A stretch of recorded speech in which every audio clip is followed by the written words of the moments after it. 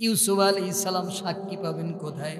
বলতেছেন আমার সাক্ষী আছে, আপনার ঘরে যেই ছোট বাচ্চা কাঁদতেছে ওই বাচ্চারে আপনি নিয়ে আসেন, আমি তারে সাক্ষী মানলাম। আজিজ ওয়াল ইউসুফ, বিপদে পড়লে মানুষের মাথা খারাপ হয় জানতাম, কিন্তু এত মাথা খারাপ হয় তা তো জানা ছিল না। ছোট বাচ্চায় কথা বলবে কি করে? কয় যে তারে আগে নিয়ে আসেন, প্রশ্ন করেন। আজিজ ছোট বাচ্চারে প্রশ্ন করে, তুমি বলো ইউসুফ দোষী না নির্দোষ? ছোট বাচ্চা বলতেছে আজিজ, ইউসুফের সামনের জামা যদি ছেঁড়া থাকে তাহলে ইউসুফ দোষী আর জুলাইখা নির্দোষ, আর ইউসুফের পিছনের জামা যদি ছেঁড়া থাকে তাহলে ইউসুফ দোষী আর জুলাইখা নির্দোষ। যদি সামনের জামা ছেঁড়া থাকে তাহলে ইউসুফ দোষী, জুলাইখা নির্দোষ। আর যদি পিছনের জামা ছেঁড়া থাকে ইউসুফ নির্দোষ আর জুলাইখা দোষী। জামা ছেঁড়া কোন জায়গা? অপরাধীকে শাস্তি পাবে কে? কিন্তু পাইল ইউসুফ।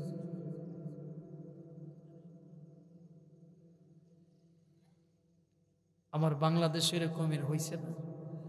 বিনা কারণে বছরের পর বছর মানুষ জেল খেটেছে। কোরআনের পাখি যাকে বলা হয় আল্লামা শহীদ দেলোয়ার হোসেন সাঈদ, বিশ্ববরণ্য আলেম। আপনার সাথে তার মতের পার্থক্য থাকতেই পারে, টুপিতে বিভেদ থাকতেই পারে, পাঞ্জাবিতে বিভেদ থাকতেই পারে, কিন্তু তিনি সর্বজন স্বীকৃত একজন আলেম, ঠিক কি? বছরের পর বছর তার জেলখানায় আটকায় রাখা হয়েছে। কোথায় সেই ক্ষমতা? কোথায় কোথায়? এর থেকেও মনে করেছিলাম যে এই জাতির এই ঘটনা থেকেও শিক্ষা হবে, কিন্তু হইল না। আবার সেই চুরি ডাকাতি আবার শুরু হয়ে গেছে। এ জাতির লজ্জা নাই, এ জাতির কি নাই? লজ্জা নাই, শিক্ষা নাই। কষ্ট হচ্ছে।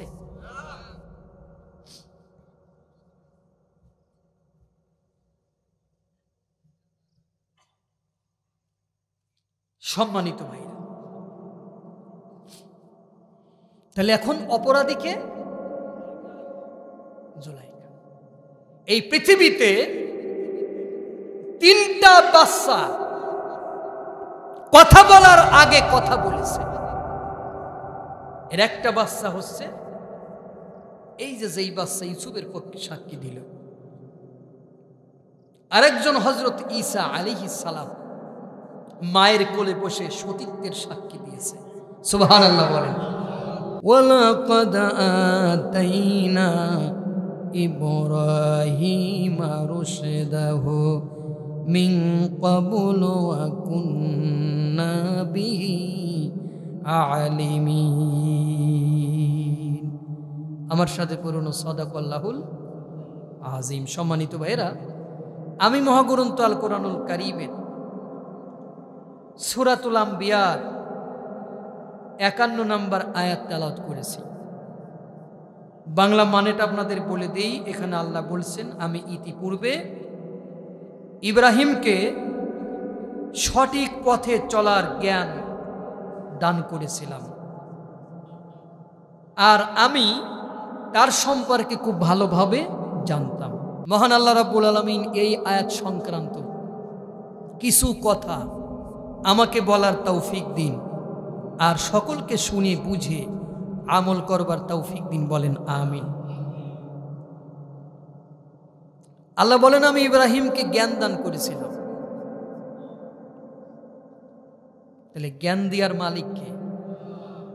ওয়ালাকাদ আতাইনা লুকমানাল হিকমা, আমি লুকমানকে হিকমত দান করেছি। ওয়ালাকাদ আতাইনা দাউদা ওয়া সুলাইমানা ইলমা, আমি দাউদ এবং সুলাইমানের জ্ঞান দিয়েছি। সুবহানাল্লাহ বলেন। তাফসীর একটি ক্লাস, তাফসীর একটি কি ক্লাস। এই ক্লাসে অনের ছাত্র পড়ে না, এই ক্লাসে ইন্টারের ছাত্র পড়ে না।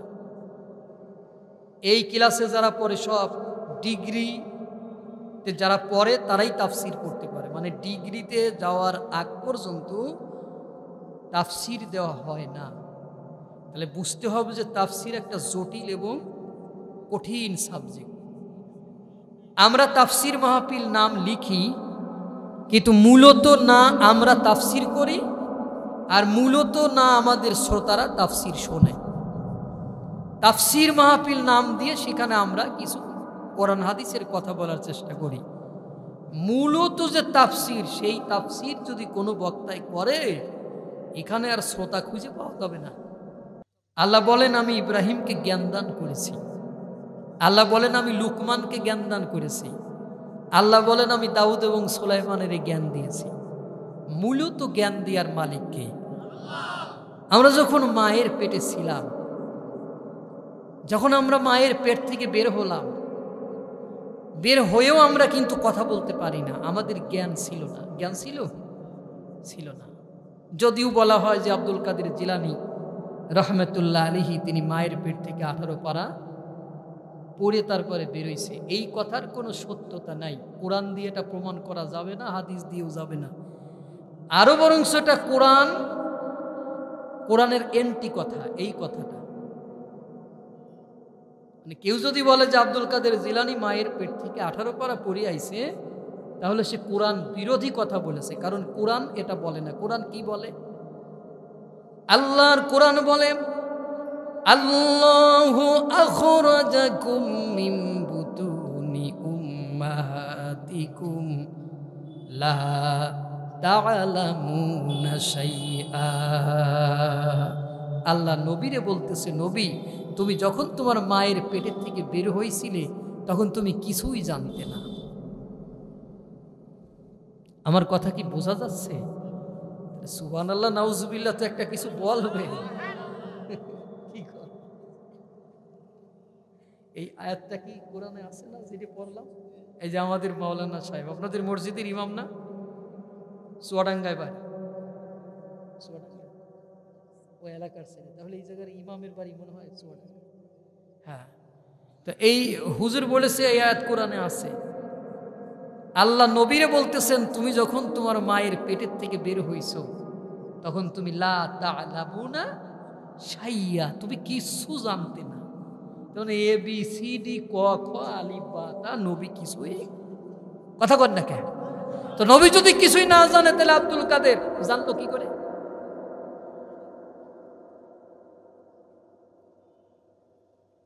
আল্লাহ বলেন আমি মানুষকে জ্ঞান দিয়েছি, আল্লাহ মাহুল বায়ান, আমি তারে বায়ান করার জ্ঞান দিয়েছি, শক্তি দিয়েছি।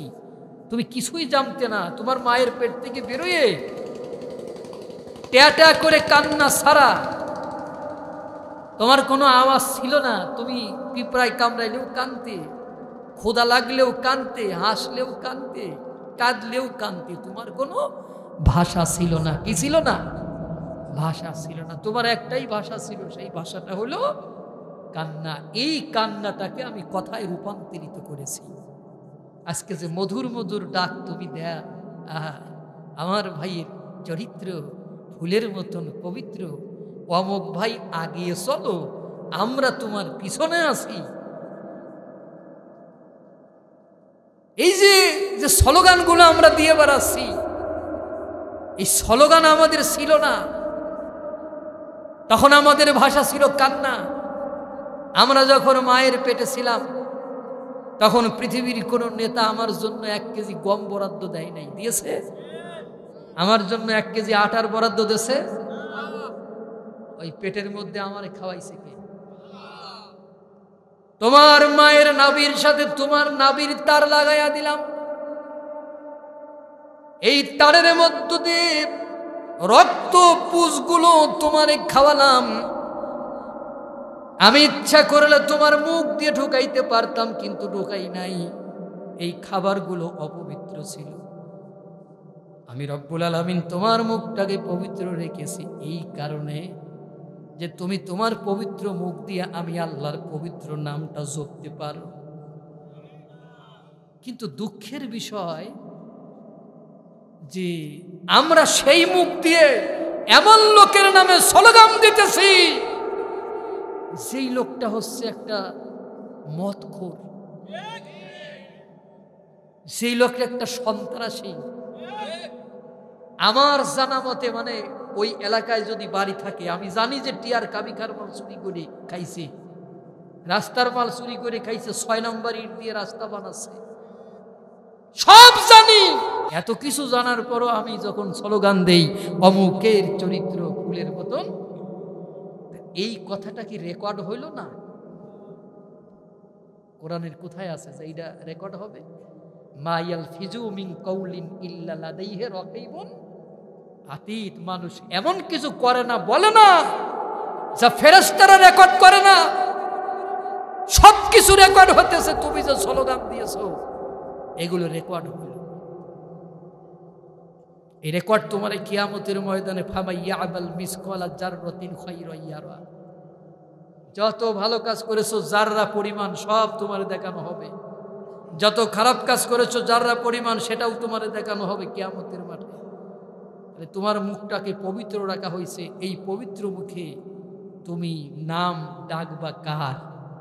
আরো জোরে, আল্লাহ রে ডাক রে বান্দা, আল্লাহ রে ডাক, আল্লাহ রে ডাকলে বান্দা, আল্লাহ রে ডাকলে বান্দা পাবি রে তুই মা। আল্লাহ রে ডাক রে বান্দা, আল্লাহ রে ডাক। ছোট্ট কালে মায়ের কোলে যখন ছিলে তুমি, তোমার মায়ের দুগ্ধ দিয়া খাওয়াইছিলাম আমি, ঠিক না? ওই আল্লাহ রে ভুলে গিয়ে, ওই আল্লাহ রে ভুলে গিয়ে করছো বান্দা পাপ। আল্লাহ রে ডাক রে বান্দা, আল্লাহ রে ডাক। তুমি তোমার মায়ের কোলে যখন ছিলে, তোমার গালে দাঁত ছিল না, কি চমৎকার খাবার তোমার জন্য আমি রিজার্ভ করে রেখেছি, যেটা ঠান্ডাও না, গরমও না, ঘনও না, পাতলাও না। কি খাবার তোমার আমি খাওয়ালাম, তুমি সেই আল্লাহর নামটা জপতে পারলে না। তুমি সেই আল্লাহরে ডাকো না, তুমি তোমার নেতার নাম ধরে স্লোগান দিতেছ। সব প্রশ্নের জবাব আমাদের দিতে হবে, কথা কোন ঠিক কিনা? সব প্রশ্নের জবাব আমাদেরকে দিতে হবে। তাহলে আমাদেরকে জ্ঞান দান করেছেন কে? আরো জোরে, সেই জ্ঞান দিয়ে আমরা শুকরিয়া আদায় করব কার?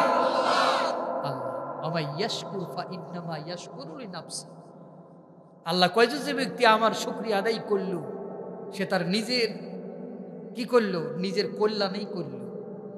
তার মানে তুমি যে আলহামদুলিল্লাহ বলতেছো, তোমার গাছে আম ধরেছে এই জন্য আলহামদুলিল্লাহ কও, আম তো তুমি খাবা। তোমার মাছ ভালো হয়েছে আলহামদুলিল্লাহ কও, মাছ তো তুমি খাবা। তোমার ছেলে বিদেশ গেছে আলহামদুলিল্লাহ, এই টাকা তো তুমি খাবা। কেউ যদি আমি আল্লাহর প্রশংসা করলো সে তার নিজের জন্য করলো। আমান কাফারা ফা ইন্নাল্লাহা গানিয়্যুন হামিদ।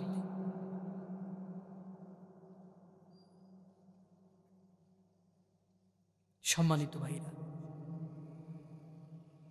এখন কি কোরআনের ওয়াজ ভালো লাগতেছে? পরিবেশটা দারুণ হয়ে গেছে না? এই যে আপনারা একটু সহযোগিতা করেছেন, বলেছি একটু আগায় বসেন, আগায় বসেছেন, কথাগুলো শুনেছেন, পরিবেশটা দারুণ হয়ে গেছে। এখন চলেন আলোচনায় যাই। আল্লাহ পাক ইব্রাহিমকে কি দান করলেন? ইব্রাহিম আলাইহিস সালাম এই জ্ঞান নিয়ে তার জাতির লোকদেরকে বলল, ইয ক্বালা লি আবিহি ওয়া কওমিহি মা হাযিহি তামাসিলুল্লাতী আনতুম লাহা আকিফুন।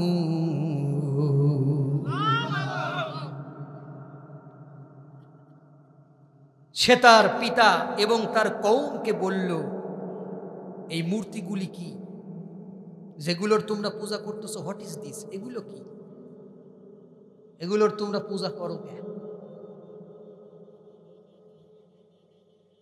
তখন তারা বলল, কলু সবাই বলল, ওয়াজাদনা আবাআনা লাহা আবিদিন।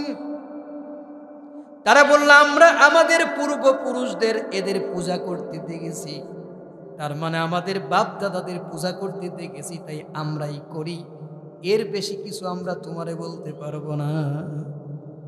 তার মানে আমি বাপ দাদাদের দেখছি তাই করতেছি, এর বেশি কিছু আমার জানা নাই। তো আমাদের দেশের মানুষ দলও এরকমের করে, বাপ যে দল করছিল, দাদা যে দল করছিল, ও সেই দল করে, কিন্তু বাপ দাদা যে ভুল করেছে, এই তুই এই বয়সে এসে সেই ভুলটা কি করে করলি? তোর বাপ কি কোনোদিন অ্যান্ড্রয়েড ফোন চালাইছে? কথা কয় না, দাদাই চালাইছে, তুই চালাস, তাহলে তুই তোর বাপ দাদা যা করেছে তুই তা করবি কেন এই 24 সালে এসে, 25 সালে এসে, এই 25 সালে এসে তুই তা করবি কেন? হুজুর ঠিক আছে কি? তুই তো হায়ার এডুকেটেড পারসন, তোর তো জ্ঞান বুদ্ধি আছে। ইব্রাহিম কয় যে তোমরা যে এগুলোর পূজা করো, হোয়াট ইজ দিস, এগুলো কি? কয়েছে অকলু ওয়াজাদনা আবা আনা লাহা আবিদিন, এটা বাপ দাদাদের দেখছি তাই আমরা করতেছি, এর বেশি কিছু আমরা জানিনি। এরাও কয় যে আমার আব্বা যে দল করেছে সেই দল মরার আগে ছাড়তে পারবো না, আমার দাদা যে দল করেছে সেই দল আমি মরার আগে ছাড়তে পারবো না। তো তোর দাদা কবরে গেছে, তার খোঁজ খবর নেওয়ার যদি থাকতো তাহলে বুঝতি যে তোর দাদার বাপের অবস্থাটা কি।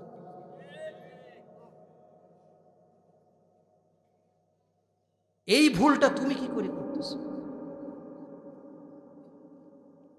কবরের মধ্যে যাবেন, 3টা প্রশ্ন হবে। 1 নম্বর প্রশ্ন, তোমার বউটা কেমন ছিল? 2 নম্বর প্রশ্ন, চাকরি কি করতে? 3 নম্বর প্রশ্ন, রিটার্ডে কত টাকা পাইছো? 1 নম্বর প্রশ্ন, মার রব্বুকা, তোমার রব কে? আমার রব কে? রব শব্দের অর্থ কি? রব শব্দের অর্থ কি?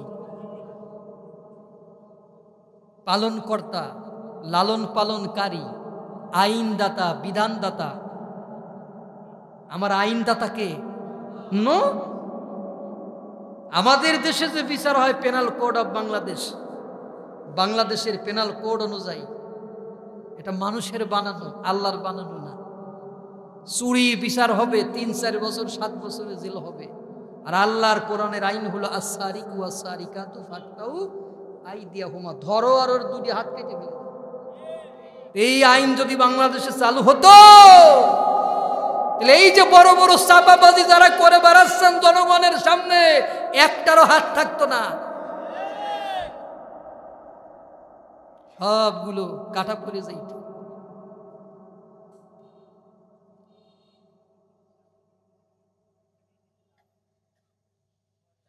তাহলে আমার কথাগুলো কি বোঝা যাচ্ছে? 1 নম্বর প্রশ্ন, মার রব্বুকা, তোমার রব কে? হযরতে মূসা আলাইহিস সালামকে ফিরাউন বলল, ফামার রব্বুকুমা ইয়া মূসা, হে মূসা তোমার আবার রব কিডা? আনা রব্বুকুমুল আলা, আমি তো সবচেয়ে বড় রব। ফিরাউন কোসে যে ফামার রব্বুকুমা ইয়া মূসা, হে মূসা তোমার রব কে? আনা রব্বুকুমুল আলা, আমি তো সবচেয়ে বড় রব। মূসা আলাইহিস সালাম 1 লাইনে জবাব দিলেন, 1 সেন্টেন্সে জবাব দিয়ে দিলেন, রব্বুনাল্লাযী আ'তা কুল্লা শাইইন খালকাহু সুম্মা হাদা, আমার রব হচ্ছেন যিনি পৃথিবীর প্রতিটা বস্তুকে তার যোগ্য আকৃতি দিয়ে তৈরি করেছে, শুধু তৈরি করে নাই, সাথে সাথে চলার রাস্তা বলে দিয়েছে। সুবহানাল্লাহ। চলার রাস্তা মানে সে কোন পথে চলবে সেই পথটা তারে বলে দিয়েছে। সমুদ্রের মধ্যে যাবেন, সমুদ্রের রাস্তাটা বলে দেওয়া হয়েছে। আহা, কি আল্লাহর আজব সৃষ্টির কলা কৌশল! একবার ভাবেন, আমি আপনাদের একটু বুঝাই। যদি আপনি সুন্দরবনে যান, তাহলে সুন্দরবনের চারপাশে দেখবেন নদী আছে। কি আছে? নদী। কেন নদী জানেন? আমি গিয়েছিলাম একটা মাহফিলে, তো মাহফিল থেকে আমি বললাম যে আমার একটু সুন্দরবন দেখান। ওরা একটা নৌকায় আমারে নিয়ে গেল। বেশি দূরে যাইতে পারলাম না, যেহেতু আমার যাইতে লেট হয়ে গেছিল, মাগরিবের আজান হয়ে গেল। আমি দেখলাম নদীর থেকে ছোট ছোট খালগুলি গভীর জঙ্গলের ভিতরে চলে গেছে। আমি প্রশ্ন করলাম, এই যে মাঝে মাঝে একটা খাল গভীর জঙ্গলে গেছে, এই খালগুলো কে কেটেছে? কয় যে আল্লাহ। কেন কেটেছে? বলে হুজুর, এখান থেকে 40 কিলোমিটার দূরে পশুরা আছে, এই নদীতে পানি খাইতে আসতে তাদের কষ্ট হবে, তাদের যাতে কষ্ট না হয় এই কারণে আল্লাহ রাব্বুল আলামিন মাঝে মাঝে মূল নদীর থেকে ছোট ছোট খাল ওই গভীর জঙ্গলের ভিতরে ঢুকায় দিছে, যাতে পশুরা ওখানে বসে অনায়াসে পানি খাইতে পারে। তুমি কেন আল্লাহরে ডাকবা না বলো? তুমি আল্লাহকে কেন ডাকবা না? কেন ডাকবা না? ও ঠিকই বলেছে, ও বলেছে কেন ডাকবো, আমার দরকার নাই। তার মানে ও তো এই বিষয়টাই বোঝাতে চাচ্ছে যে আমার তো দরকার নাই, আমার তো প্রয়োজন নাই। তাহলে এই বিষয়গুলো আপনারা ভাবেন যে বাবা যা করেছে, দাদা যা করেছে, সেটা তো আপনি করতে পারেন না। তার জাতির লোকেরা এই উত্তর দিয়ে দিল। সম্মানিত ভাইরা,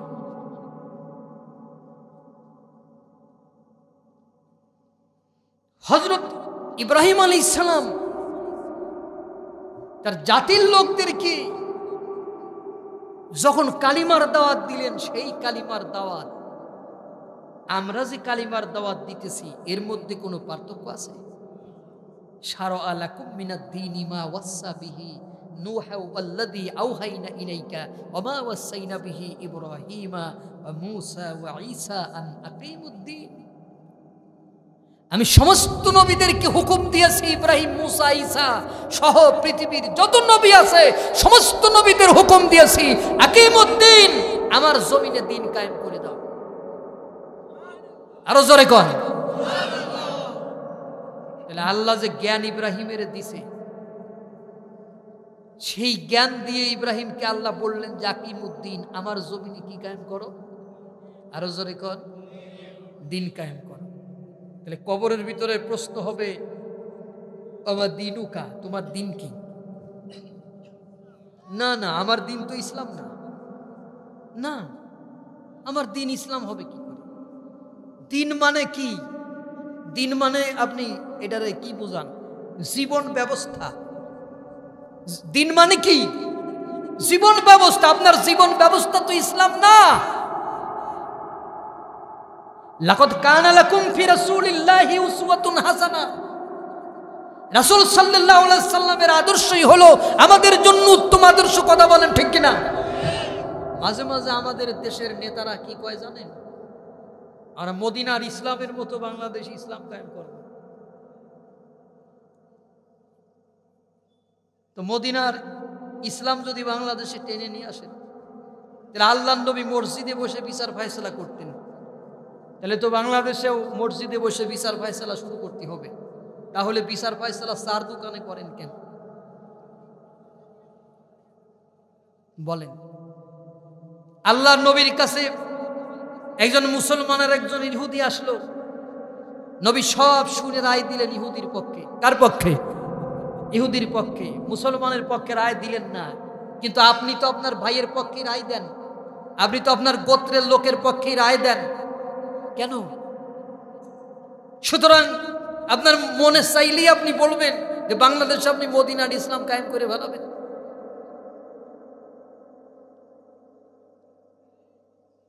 তাহলে দিন মানে জীবন ব্যবস্থা। দিন মানে কি? তা আমাদের জীবন ব্যবস্থা তো আমরা নিজেরাই তৈরি করেছি, কিন্তু জীবন ব্যবস্থা হলো কোরআন। জীবন ব্যবস্থা কি? কোরআন। জোরে বলেন কি? কোরআন। সেই কোরআনের পথে কি আমরা আছি? নাই। সম্মানিত ভাইরা, তো হযরত ইব্রাহিম আলাইহিস সালামকে আল্লাহ যে জ্ঞান দিয়েছিলেন, এই জ্ঞানের গভীরতা কত আপনাদের একটু শোনাবো না আমি? ইব্রাহিম আলাইহিস সালাম ছোট, তখনও রব সম্পর্কে তার কোনো ধারণা ছিল না।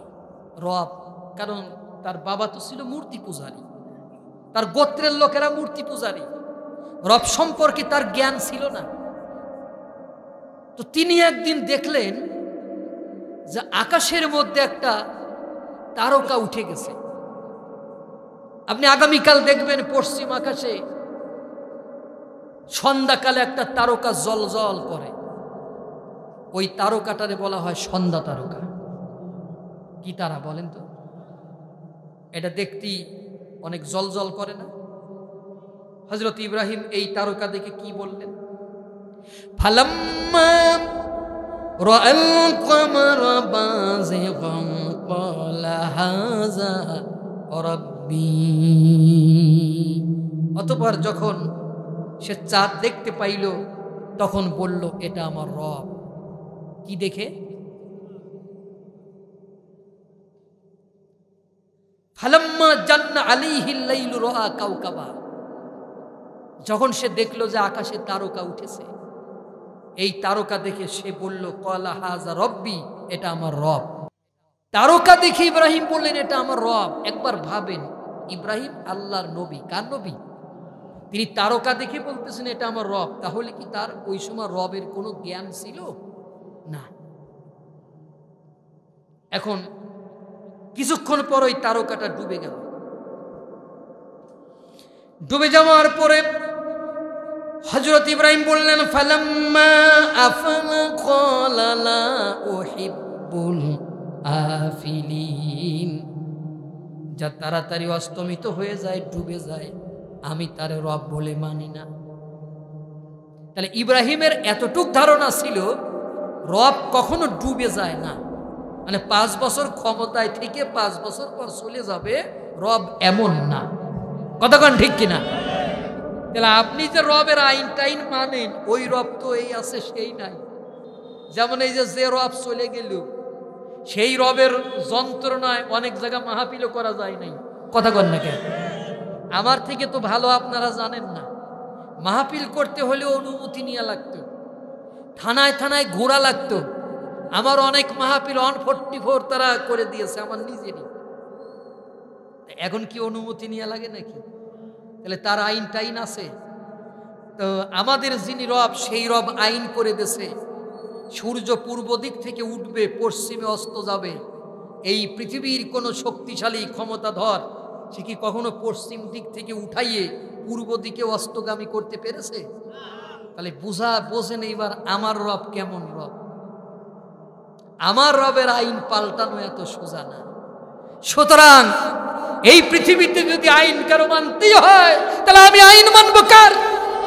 সেই রবের আইন মানবো যেই রবের আইন পরিবর্তন করা। তোমার রব ওই পাতি রব মাইনি তোমার লাভ কি? তুমি কোন রবের মানতেছো? ইব্রাহিম বললেন, যা তাড়াতাড়ি অস্তমিত হয়ে যায় তারে আমি রব বলে মানি না। আজর চিন্তা করল, ব্যাপারটা কি?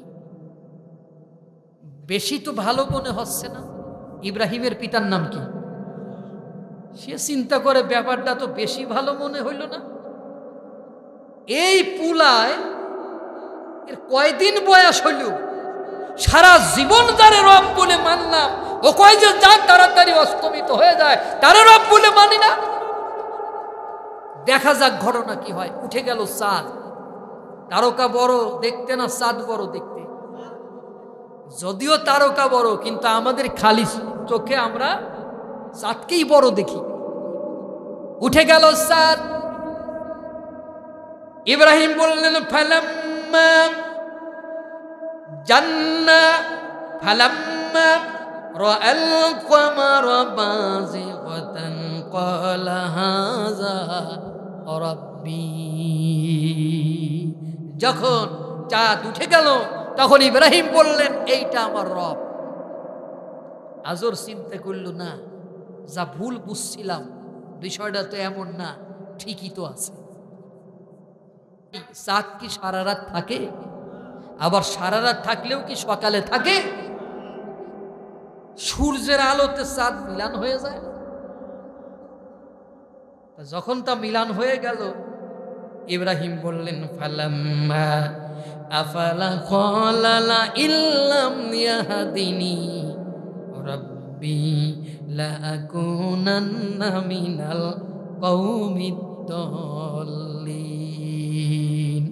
যখন চাঁদ ডুবে গেল তখন ইব্রাহিম বললেন, হে আমার রব, আমারে হেদায়েত করো, নিশ্চয় আমি পথহারা কওমের অন্তর্ভুক্ত হয়ে যেতে পারি।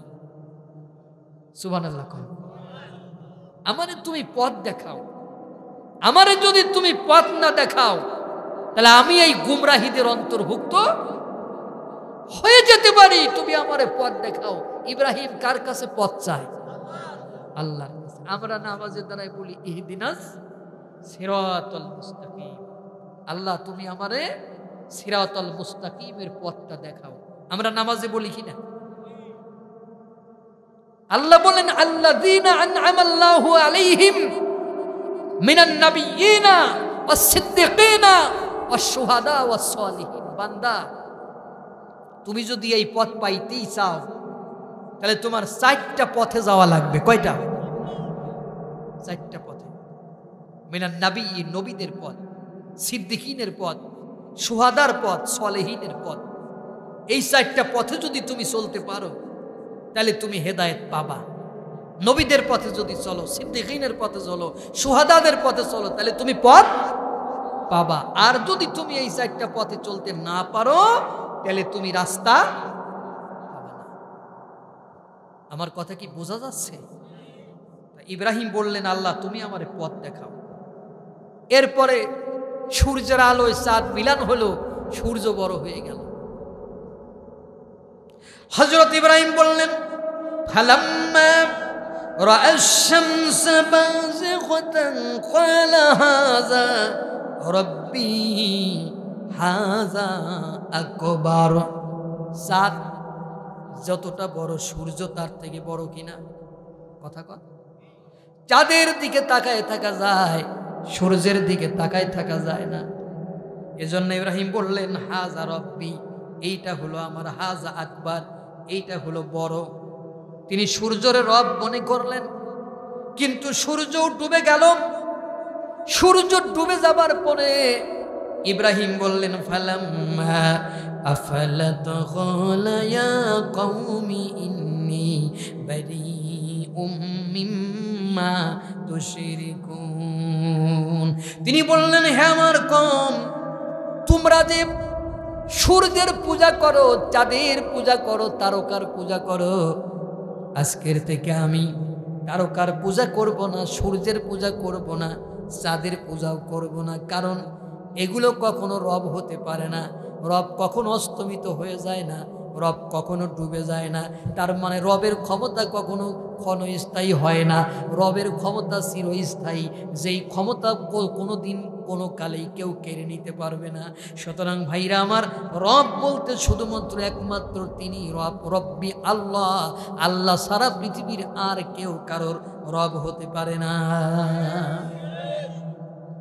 ইব্রাহিম আলাইহিস সালামের পরে বললেন, ইন্নী ওয়াজ্জাহাতু ওয়াজহিয়া লিল্লাযী, আমার সাথে পড়েন, ইন্নী ওয়াজ্জাহাতু ওয়াজহিয়া লিল্লাযী ফাতারাস সামাওয়াতি ওয়াল আরদা হানিফা ওয়া মা আনা মিনাল মুশরিকিন। এটা আমরা পড়ি কিনা?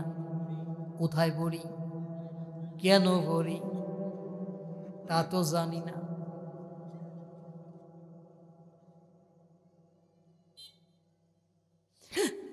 আমরা ইব্রাহিম আলাইহিস সালামের সন্তান হযরত ইব্রাহিম আলাইহিস সালাম, তিনি সর্বপ্রথম এইটা পড়লেন। কিয়ামত পর্যন্ত তার সন্তানরা এইটা পড়বে। এর মানে হলো, আমার জাতির লোকেরা, তোমরা যে পূজা করো, সূর্যের পূজা, তারকার পূজা, চাঁদের পূজা, আমি সবগুলোর থেকে মুক্ত হয়ে গেলাম। ইন্নী ওয়াজ্জাহতু ওয়াজহিয়া লিল্লাযী ফাতারাস সামাওয়াতি ওয়াল আরদ, নিশ্চয়ই আমি আমার মুখকে সেই সত্তার দিকে ফিরিয়ে দিলাম যিনি সমগ্র আসমান এবং জমিনের মালিক।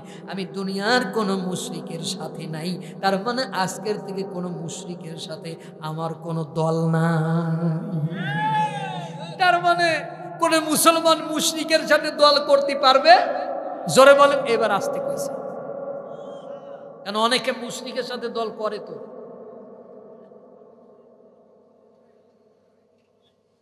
এবার কিন্তু জোর হয় নাই। একজন মুসলমান কখনো মুশরিকের সাথে দল করতে পারে? জোরে বলেন পারে? কারণ ইব্রাহিম বলতেছে যে হানিফা ওয়া আনা মিনাল মুশরিকিন, আমি কোন মুশরিকের সাথে আর থাকবো না, আজকের থেকে আমি মুশরিক মুক্ত হলাম। তাহলে এখন একটা শিক্ষা নেন, আমার দিক তাকান, তাকিয়ে আছেন। নামাজে যখন দাঁড়াবেন তখন প্রথম কথা হলো মুশরিক থেকে আপনার মুক্ত হতে হবে, তাহলে নামাজ কবুল হবে। আর যদি মুশরিক থেকে মুক্ত হতে না পারেন তাহলে নামাজ কবুল হবে না। মসজিদের ভিতরে গিয়া বলবেন যে ইয়াকা না'বুদু ওয়া ইয়াকা নাস্তাঈন, আল্লাহ গোলামি করি তোমার, সাহায্য চাই তোমার। মসজিদ থেকে বেরোয়ে আপনি স্লোগান মারি বেড়াবেন। 2 টাকার বিড়ি আর 1 টাকার পানের দাম মনে হয় বেড়ে গেছে, 5 টাকার পান আর 5 টাকার বিড়ি আর 10 টাকার চা, এই যদি আপনারে খাওয়াইছে, স্লোগান মারি বেড়াচ্ছেন অমুকের চরিত্র ফুলের মতন। তুমি কি জানো যে তার চরিত্র কেমন? তুই তো জানো না, তাহলে তুমি স্লোগান দিবা কেন? যদি ভালো হয় তাহলে দাও, যদি খারাপ হয় তাহলে সেই স্লোগান দেওয়া। তুমি বলতেছো ইয়াকা না'বুদু ওয়া ইয়াকা নাস্তাঈন, গোলামি করি তোমার, সাহায্য চাই তোমার। আমরা গোলামি করি কার? সাহায্য চাই কার? সাহায্যটা গোলামি কেমন হবে আর সাহায্যটা কেমন পাওয়া যাবে সেটা শুনবেন। হযরত ইউসুফ আলাইহিস সালামকে জুলাইখা আটকাইছে। কেউ বলেছে 7 কামরা বিশিষ্ট একটা ঘর, কেউ বলেছে 7টা দরজা বিশিষ্ট একটা ঘরের মধ্যে আটকাইছে। আটকাইয়ে এমন একটি কামরার মধ্যে জুলাইখা ইউসুফের আটকাইছে যেই কামরা থেকে এত সহজ বের হওয়া যাবে না। শুনতেছেন? ইউসুফ কয় যে তুমি আমার এই জায়গায় আটকাইছো কেন? কয় প্রেম নিবেদন করার জন্য। খুব সুন্দরী সুশ্রী মহিলা, না তাকাইয়ে তো পারার কায়দা নাই। তো হযরত ইউসুফ আলাইহিস সালাম বলতেছেন তুমি যে আমার এই জায়গায় আনছো, পৃথিবীর কেউ দেখবে না জানি, কিন্তু রবে তো দেখবে। জুলাইখা ছিল মূর্তি পূজারী। আদাম ও নজনের একটা রৌপ্যের মূর্তি তার ঘরে থাকতো। ছোট একটা কাপড় দিয়ে যখন মূর্তির মুখটা ঢেকে দিতেছে, ইউসুফ বলে জুলাইখা ছোট মূর্তির মুখ দিয়ে, ছোট কাপড় দিয়ে মূর্তির মুখটা ঢেকে দাও কেন? কয় তুমি বলেছো রবে দেখবে, এই জন্য রবের মুখটা ঢেকে দিলা। নাউজুবিল্লাহ কোন কি জন্যে? রমজান মাসে দেখেন না হোটেলগুলো ছোট ছোট কাপড় টানায় রাখে, তখন তো নাউজুবিল্লাহ কর না। ওরা কি হোটেলে কাপড় টানালেও না আল্লাহর চোখে কাপড় দিল? কথা কন না কে? ওরা হোটেলে কাপড় বানছে না আল্লাহর চোখে কাপড় বানছে? ওরা কি মনে করেছে যে হোটেলের মধ্যে কাপড় দিয়ে ওখানে গিয়ে যারা চা বিড়ি পান খাচ্ছে, বিস্কিট কলা খাচ্ছে, এগুলো আল্লাহ দেখতেছে না? কয় যে আমাদের সম্মান করেছে, রমজানরে সম্মান করে ওরা হোটেলে কাপড় বাঁধতে দিতেছে। সম্মানিত ভাইরা, হযরত ইউসুফ আলাইহিস সালাম জানালার দিকে তাকিয়ে আছেন। কে জানি ইউসুফকে হাত নেড়ে বলতেছে, ইউসুফ রে খবরদার খবরদার, জুলাইখার কাছে যাবা না, আমার আল্লাহ তোমারে নবী বানাবে। আরো জোরে কর। আমার আল্লাহ তোমারে নবী বানাবে। এখন দরজার দিকে দৌড় মারার মালিককে আল্লাহ দৌড়ায়, দরজার দিকে দৌড় মারার মালিক ইউসুফ, দরজা খোলার মালিক আল্লাহ। এবার দৌড়টা আগে হবে না দরজা আগে খুলবে? হ্যাঁ, আগে হবে। আর আমাদের কথা হইল আগে দরজা খুলবি তারপরে দৌড়ব। যতক্ষণ দরজা না খুলবে আমি দৌড় মারবো না। অথচ নিয়ম হলো দৌড় মারো। ওয়াকাযালিকা নুনজিল মুমিনিন, এমনি ভাবে যদি কোন মুমিন আমি ইউনূসের মতো না আমি আল্লাহর কাছে সাহায্য চাই, আমি কিয়ামত পর্যন্ত তার সাহায্য করে যাব। দৌড়টা আগে মারো, মেরে দেখো তুমি সহযোগিতা পাও কিনা। আগে মারো তো, আগে দেখো দৌড় মেরে। কিন্তু না, আমি তাহলে এখানে ঈমানটা কেমন হতে হবে? ইউসুফের মতো। ইয়াকা না'বুদু ওয়া ইয়াকা নাস্তাইন, গোলামি করি কার? তাহলে গোলাম হতে হবে কার মতো? ইউসুফের মতো। গোলাম হতে হবে কার মতো? ইউসুফের মতো। ইউসুফ দৌড় মেরেছে, একটা দুইটা দরজা না, 7টা দরজা আল্লাহ খুলে দিয়েছে। গেটের বাইরে আসার পরে আজিজ দেখে ফেলাইছে দুইজনে দৌড়চ্ছে, ইউসুফ আগে, জুলাইখা পিছনে। আজিজ বলল কি হলো? জুলাইখা মহিলা মানুষ, মুহূর্তের ভিতরে তার সিদ্ধান্ত চেঞ্জ করে ফেলাইছে। কয় যে দেখেছো, যারে লালন পালন করলাম সে আমারে কি না করতে গেছিল ঘরের ভিতরে। এই জন্য ছেলেরা মহিলা মানুষ থেকে সাবধান।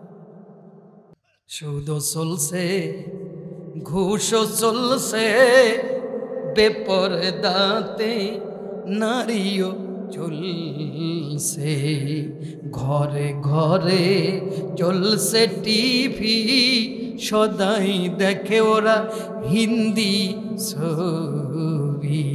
ঠিক কিনা? মসজিদিতে যায় না গো তারা, নবী গো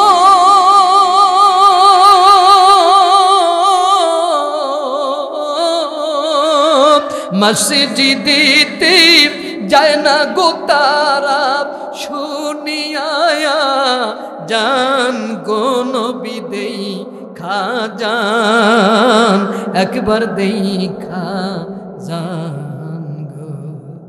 আমার নবী যদি বাংলাদেশে এখন আসে, আসবে না জানি, কিন্তু কোনো কারণে যদি নবী বাংলাদেশে আসতো আর উম্মতদের যেই চেহারা, এই চেহারা যদি উম্মতদের নবী দেখে ফেলাইতো, তাহলে কিয়ামতের ময়দানে কি নবী আমাদের সুপারিশ করত?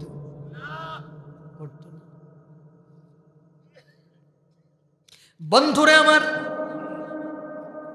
তাহলে আপনি নামাজের মধ্যে দাঁড়ায় বলতেছেন ইয়াকা না'বুদু ওয়া ইয়াকা নাস্তাঈন, আল্লাহ গোলামি করি, তোমার সাহায্য চাই। তোমার হযরত ইউসুফ আলাইহিস সালামকে আজিজ বলতেছে, ইউসুফ তোমার কোনো সাক্ষী আছে নাকি?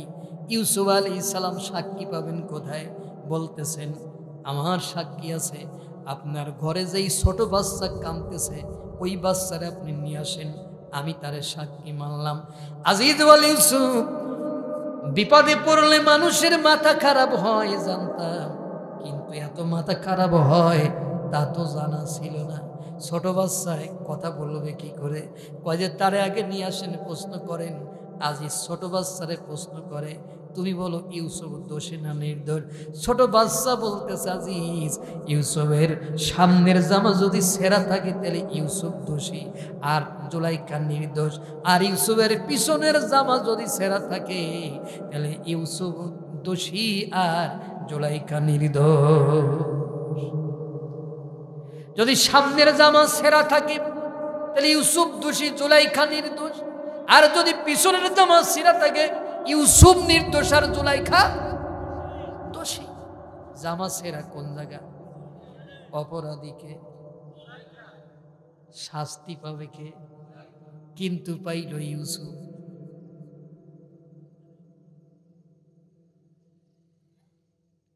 আমার বাংলাদেশে এরকমের হয়েছে না, বিনা কারণে বছরের পর বছর মানুষ জেল খেটেছে।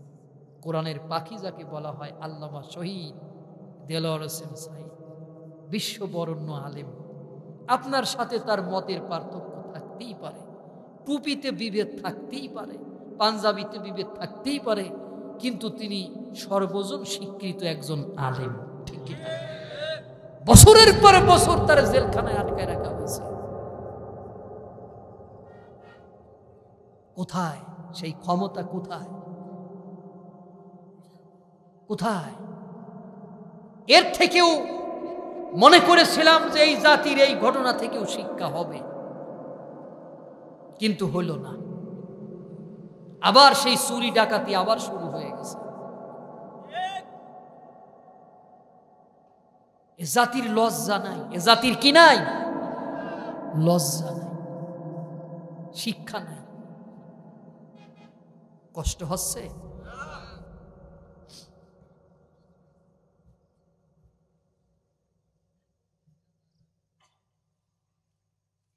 সম্মানিত ভাইরা, তাহলে এখন অপরাধীকে জুলাইখা। এই পৃথিবীতে 3টা বাচ্চা কথা বলার আগে কথা বলেছে। এর একটা বাচ্চা হচ্ছে এই যেই বাচ্চা ইউসুফের পক্ষে সাক্ষী দিল, আরেকজন হযরত ঈসা আলাইহিস সালাম মায়ের কোলে বসে সতীত্বের সাক্ষী দিয়েছে। সুবহানাল্লাহ বলেন। আরেকজন বাচ্চা হযরত জুরাইস, বানী ইসরাইলদের মধ্যে অন্যতম একজন আল্লাহর ওলি ছিলেন। হাদিসের ভিতরে আসছে তিনি একটি ইবাদতখানা বানাইয়া ইবাদত করতেন। একদিন তার মা ইবাদতখানার বাইরে দাঁড়াই বললেন, জুরাইস, আমি তোমার মা, আমি তোমার সাথে দেখা করতে আসছি, তুমি আমার সাথে কথা বলো। জুরাইস তখন সিজদায় পড়ে কাঁদতেছে। চিন্তা করলো, একদিক আমার আল্লাহর সিজদা, আর একদিক আমার মায়ের ডাক, আমি গুরুত্ব দেব কারে? তিনি সিজদায় পড়ে থাকলেন, মায়ের ডাকের গুরুত্ব দিলেন না। মা ফিরে চলে গেল। পরের দিন আবার এসে মা জননী বলতেছে, জুরাইস, আমি তোমার মা, তুমি আমার সাথে একটু কথা বলো। জুরাইস সেদিনও সিজদায় পড়ে কাঁদতেছে, মায়ের ডাকে সাড়া দিল না। মা জননী ফিরে চলে গেলেন। আবার পরের দিন জুরাইজের মা এসে বলতেছে, জুরাইস, আমি তোমার মা, 3 দিন হয়ে গেল, তুমি আমার সাথে কথা বলো না, তুমি আমার সাথে কথা বলো। জুরাইস সেদিনও মায়ের সাথে কথা বলল না। এবার মা জননী আল্লাহর দরবারে হাত তুলে বলেন, আল্লাহ, আমি জুরাইজের মা, 3 দিন হয়ে গেল আমার জুরাইজের ডাকলাম, আমার জুরাইজ আমার ডাকে সাড়া দিল না। আল্লাহ তাআলা, আমি মনের মধ্যে বড় কষ্ট পেয়েছি, তোমার দরবারে একটা দরখাস্ত করলাম, আল্লাহ, যতদিন পর্যন্ত এই পৃথিবীর মানুষেরা আমার জুরাইজকে জেনাকারীর অপবাদ না দেবে, ততদিন পর্যন্ত তুমি আমার জুরাইজের কাছে আজরাইল পাঠাবা না। মা চলে গেল, অনেক দিন হয়ে গেল, মানুষের এই কথার মনে নাই। এবার বানী ইসরাইলেরা দল বেঁধে জুরাইজের ইবাদতখানা ঘেরাও করে ফেলেছে। জুরাইজ জুরাইজ বলে ডাকতে লাগলো, কিন্তু জুরাইজের ডাকে তারা সাড়া দিল না। জুরাইজ তাদের ডাকে সাড়া না দেওয়ার কারণে তাদের হাতে যে রড ছিল, শাবল ছিল, জুরাইজের ইবাদতখানা তারা ভাঙতে শুরু করে দিল। জুরাইজ বাইরে এসে বলে, ও বানী ইসরাইলেরা, আমার ইবাদতখানা ভেঙে দাও কেন? তখন বানী ইসরাইলেরা বলল, জুরাইজ রে, এই যে মহিলারা সাথে করে এনেছি, সুন্দরী সুশ্রী মহিলা, আমরা তারে বললাম তোমার বিয়ে হয় নাই, বাচ্চা হইছে কোথা থেকে? মহিলা বলল, ওই ইবাদতখানায় যেই লোকটা ঘুমায় ওই লোকটা হলো আমার এই সন্তানের বাবা। মহিলারে নিয়ে আসছি, সন্তানেরও নিয়ে আসছি। তুমি তো বিয়ে করো নাই, মহিলা তোমারে বিয়ে করে নাই, তাহলে বাচ্চা হলো কি করে? তুমি জিনাকারী। এবার মা যে দোয়া করেছে কবুল হয়েছে কি হয় নাই? তাহলে মায়ের দোয়া কবুল হয় কি হয় না? 100% কবুল হয়। এবার জুরাইজ নিচে নামলো, নেমে বাচ্চার পেটে একটা টোকা মারলো, সাথে সাথে বাচ্চার জবান খুলে গেল। বাচ্চা কথা বলতে পারে না, টেটা করে কান্না ছাড়া বাচ্চার কোনো ভাষা নাই। জুরাইজ যখন পেটে টোকা মারলো তখন বাচ্চার জবান খুলে গেল। বাচ্চারে বলা হলো, তুমি বলো তোমার বাবাকে। এবার বাচ্চা যে জবাব দিল তার শোনার ইচ্ছা আছে কি নাই? আরে স্বার্থ ছাড়া বন্ধু বান্ধব কাছে আসে না, বিনা স্বার্থে দুনিয়ায় কেউ ভালোবাসে না, স্বার্থ ছাড়া ভালো বাসে শুধু আমার মা। ঠিক কিনা? এই পৃথিবীতে একটা মানুষ স্বার্থ ছাড়া ভালোবাসে, সেই মানুষটার নাম কি? আরো জোরে। মা কত পাওয়ারফুল, কত ক্ষমতাধর। মসজিদের ভিতরে আবু হুরায়রা কাঁদতেছে। নবী কয়, কাঁদো কেন? কয়, মা পেরেছে। কি বিয়াদবি করেছো যে মা তোমারে মারলো? কই যে কোনো বিয়াদবি করি নাই, কাঁদতেছো কে? আর মা মারলো কেন? কই যে আমার মা মুশরিকা। রাত করে বাড়িতে গেলাম, আমার মা জিজ্ঞাসা গেল, আবু হুরায়রা এত রাত পর্যন্ত কোথায় ছিল? আমি বললাম, মা, যেই লোকটার কদম চুমলে আল্লাহর জান্নাতে যাওয়া যায়, ওই বিশ্ব নবীর দরবার থেকে আমার ফিরতে রাত হয়ে গেছে। আমার মা আপনার নাম শুনে খেপে গেল আর আমারে মারতে শুরু করে দিল। বলল, হয় আমার বাড়ি ছাড়বি আর তা না হলে রাসূলের দরবারটা ছাড়বি। শুনতেছেন? আমি বললাম, মা গো, তোমার গায়ে যত শক্তি আছে সব শক্তি দিয়া তুমি আমারে পিটাও, আমি দুনিয়া ছেড়ে দিতে পারি, কিন্তু নবীর কদম মোবারক ছাড়ব না। ইয়া রাসূলুল্লাহ, আমি আমার মায়ের বাড়ি ছেড়ে আসছি, আমি আমার মারে ছেড়ে আসছি, তাই কাঁদতেছি। নবী বলেন, আবু হুরায়রা, তোমার মা তোমাকে মেরেছে, আমার কিছুই করার নাই। ভাবেন একবার কত বড় পাওয়ারফুল। তোমার মা তোমাকে মেরেছে, আমার কিছুই করার নাই। সারে শরিয়ত প্রণেতা, হারাম হালালের সীমারেখা যেই নবী টেনে দেন, সেই নবী বলতেছেন, তোমার মা তোমাকে মেরেছে, আমার কিছুই করার নাই। কত বড় পাওয়ারফুল চিন্তা করেন। সেই মারে কষ্ট দিয়েছ, সেই মারে ব্যথা দিয়েছ। যারা মাকে ভালোবাসো না তাদের ওয়াজ শুনে লাভ হবে না। যারা মাকে অবহেলা করো, যারা মাকে অবহেলা করো, মায়ের কষ্ট বোঝো না, তারাই আমার গান শুনো না। ঠিক কিনা? সুতরাং আমরা খেদমত করব মায়ের। কার? জোরে কোন কার? খেদমত করব বাবার। এই মা বাবা যদি কষ্ট পায় তাহলে পৃথিবীটা আপনার কাছে অন্ধকার, জান্নাতও আপনার কাছে অন্ধকার। সুতরাং ভাইরা, এই কোরআনের মাহফিলে যারা আসছেন, আজকের এই আলোচনাটাই শুনে গেলেন, কালকে এটা ভুলে যাবেন, চলবে না। আপনাকে এটা মনে রাখতে হবে। তাহলে হযরত ইউসুফকে সহযোগিতা করলেন কে? দেখেন, আল্লাহর নবী বদরের মাঠে গেছেন, সৈন্য সংখ্যা মাত্র ৩১৩ জন, আর অপর পক্ষে আবু জাহেলের সৈন্য সংখ্যা কত? ১,০০০। আমার দিক তাকাবেন, কোথায় 313 জন আর কোথায় 1000 লাইন দিয়ে দাঁড়াইছে। আব্দুর রহমান বিন আউফ বলেন, দুজন ছোট্ট বালক তরবারি ঘষতে ঘষতে নবীজির কাছে আসলো, এসে বলল, আমার কাছে আসলো, এসে বলল, চাচা যান, আপনি কি আবু জেহেলকে একটু দেখাই দিতে পারেন? তখন আমি বুঝলাম যে এরা আনসারি, এরা আবু জেহেলকে জীবনে দেখে নাই, মুহাজির হইলে চিনতো।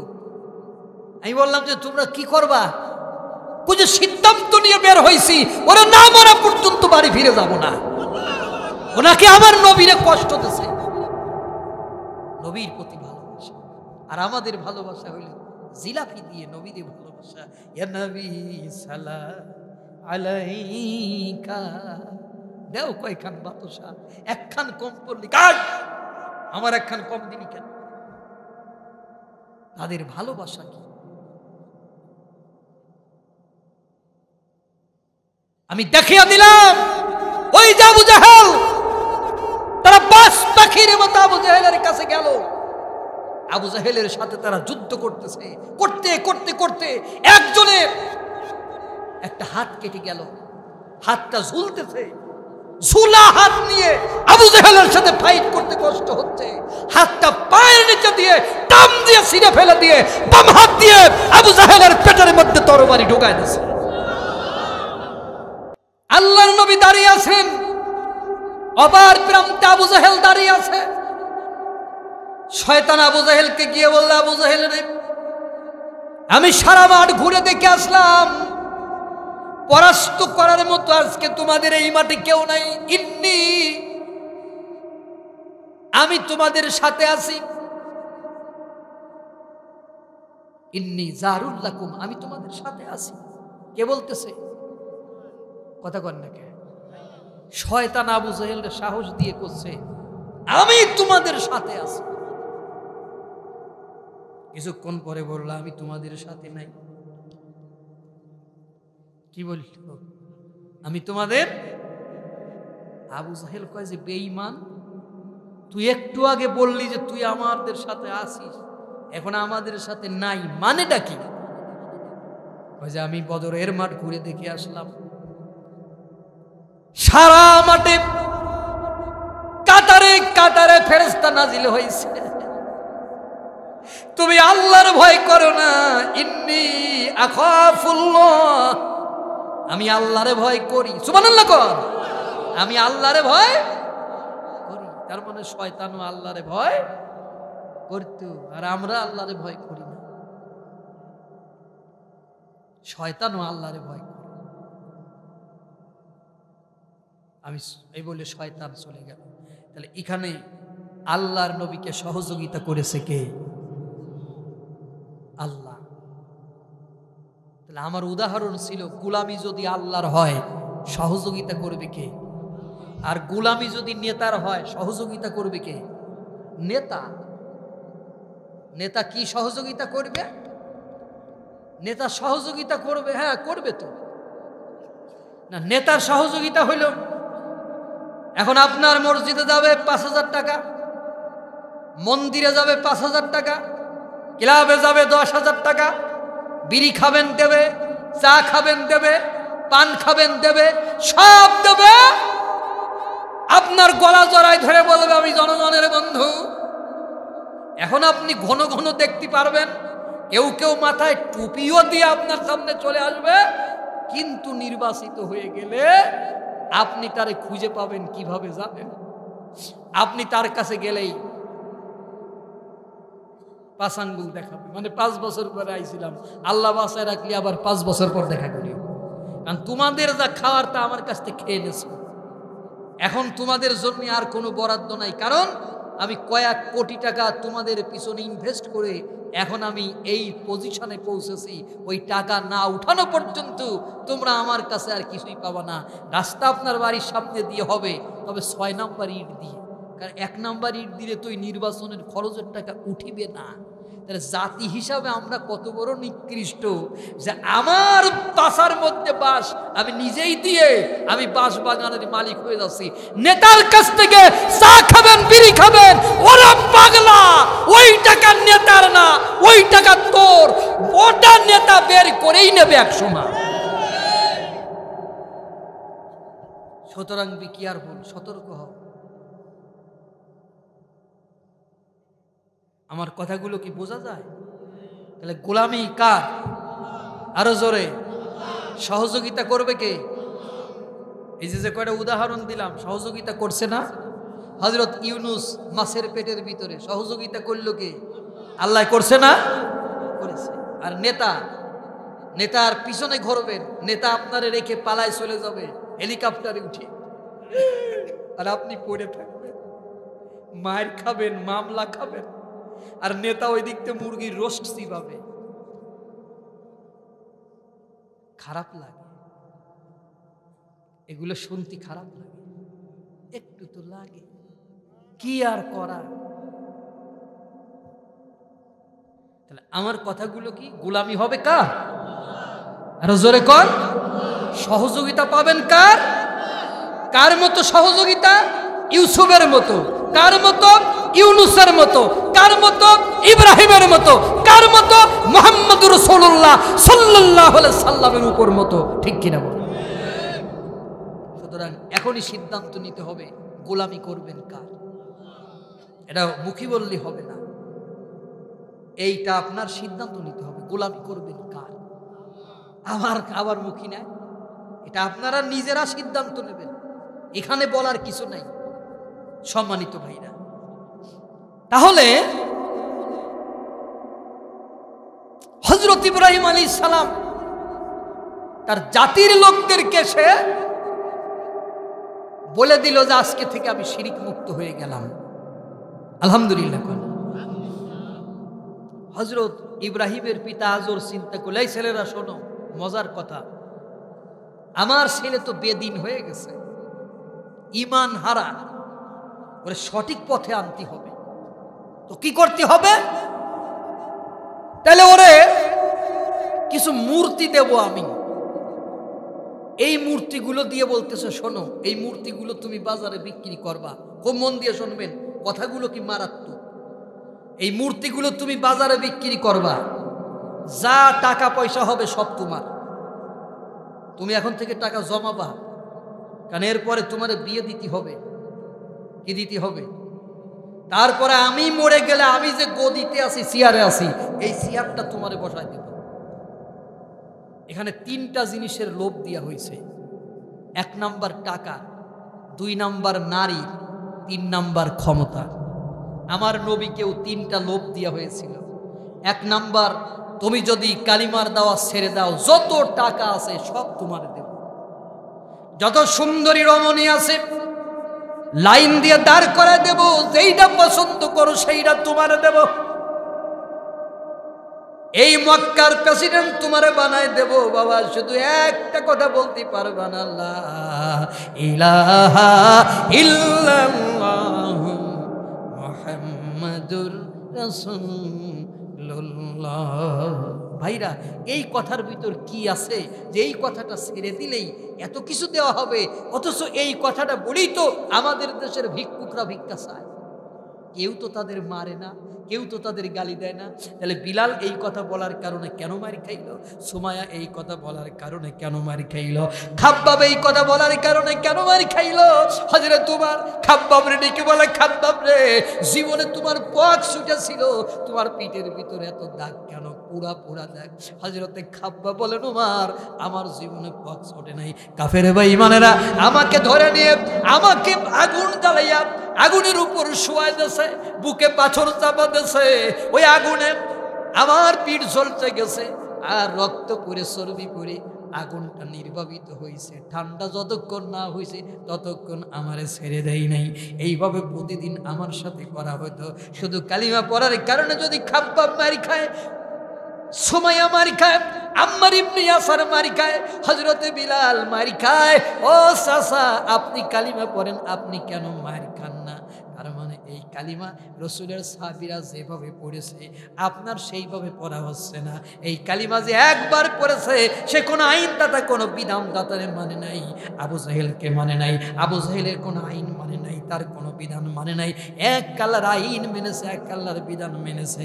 এই জন্য তখনকার সমস্ত শক্তিগুলো ওই মানুষগুলোর বিরুদ্ধে উঠে পড়ে লেগেছে। এখন যদি আপনি আল্লাহর জমিনে দিন কায়েম করতে যান, ইহুদি মুশরিক কাফিররা একত্রিত হয়ে আপনাকে ধ্বংস করার জন্য তারা লেগে যাবে। হয়তো আপনারে ফাঁসি দিবে, হয়তো আপনারে হত্যা করবে, হয়তো আপনারে গুম করবে, হয়তো আপনারে আয়না করে রাখবে। কিন্তু শেষ সময় এসেই লিউজিহিরাহু আলা দ্বীনি কুল্লি, এই দ্বীনই সমস্ত দ্বীনের উপরে আল্লাহ প্রতিষ্ঠিত করে দেবে। মাথায় করে নিতে কষ্ট হয়, ঠ্যাঙে দড়ি বেঁধে টেনে টেনে নিয়ে গেছে। এখন আপনারা বলবেন তাহলে আমরাও কি এটা শুরু করব? না, উম্মতে মুহাম্মাদের জন্য এমনটা করা হারাম। ওয়ালা তাসুবুল্লাযীনা ইয়াদউনা মিন দুনিল্লাহ, ওরা আল্লাহরে বাদ দিয়ে যাদেরকে মাবুদ বলে ডাকতেছে তোমরা তাদের গালি দিবা না। কে বলতেছে? আল্লাহ। কথা কন, কে বলতেছে? ওদের দেবদেবীদের তোমরা গালি দিবা না। ভাঙা তো দূরের কথা, গালি দিয়াও আমাদের জন্য কি নাই, জায়েজ নাই। হযরত ইব্রাহিম আলাইহিস সালাম মূর্তিগুলো বাজারে খাড়া করছে, বলতেছে ভাই সাহেব এই মূর্তি ঠ্যাং ভাঙছে কেন জানেন? এইদের পাও ভাঙছে কেন, হাত ভাঙছে কেন জানেন? কয় না তা তো জানি না। কয় যে আমি বললাম যে তোমরা আমার সাথে একটু হেঁটে চলো, ওরা গেল না, তাই আমি একটু টান দিলাম, ওরা উহু আহা কইল না যে টানিস না। যে কথা বলতে পারে না সে কিয়ামতে তোমাদের জন্য সুপারিশকারী কিভাবে হবে বলো? এই মূর্তি যদি ঘরে রাখো, ইন্দুর বান্দুর তেলা পোকা, উই পোকা, সার পোকা একটাও যাবে না, আরো বরং ঘরের ভিতরে ঢুকবে। বিক্রি হয় নাকি? একটাও হলো না। আবার ফিরে আসছে, ফিরে আসার পরে আজর বলল ইব্রাহিম মূর্তিগুলো বেচলে না কেন? কয় পাবলিক কিনলো না। পাবলিক কিনল। এর কিছুদিন পরে মেলা শুরু হয়ে গেল, ওই মেলায় সবাই গেল।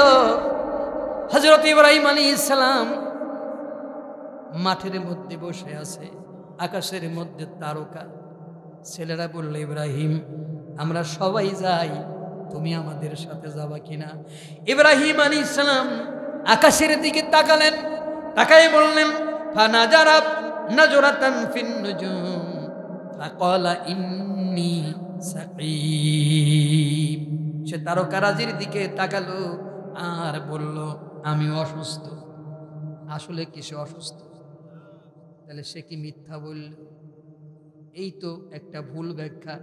অসুস্থ হয় দুই প্রকার, শারীরিক আর মানসিক, ফিজিক্যালি আর মেন্টালিটি। ইব্রাহিম আলাইহিস সালাম ফিজিক্যালি পারফেক্ট ছিলেন কিন্তু মেন্টালিটি অসুস্থ ছিলেন। তার জাতির লোকেরা গুমরা হয়ে যাচ্ছে, নষ্ট হয়ে যাচ্ছে, এজন্য তিনি বললেন আমি অসুস্থ। তারা চলে গেল।